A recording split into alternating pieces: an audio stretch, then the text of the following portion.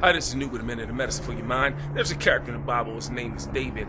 Back in the day, David, found himself with some crazy situations. He did some crazy stuff, but some crazy stuff was done to him too. As a matter of fact, the king before him, his name was Saul, had an all-out manhunt for David. I mean, he was sending armies, groups of people after David trying to kill him because he was just jealous of David. So one of these times, David was hiding in the cave and Saul didn't know it. Saul went in the cave to rest. David snuck up behind Saul and cut off just the corner of his robe, to let him know, look, I caught you leaning and I could have killed you if I wanted to kill you, but I'm not going to kill you because I respect you because you're my king and I honor the throne. And God told me, to touch not my anointed.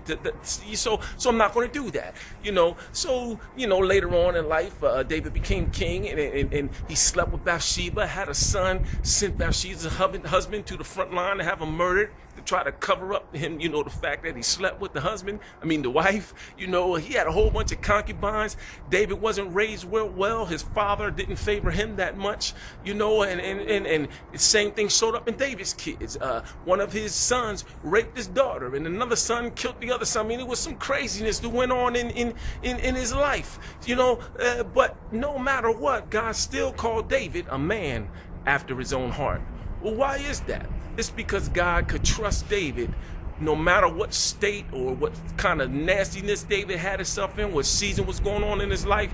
He could trust David to do exactly what he asked David to do. So what am I trying to say to you? This one's personal. I'm trying to be the kind of man, that not only knows God's going to show up and trust God to show up for me, but I want God to trust me to show up for him.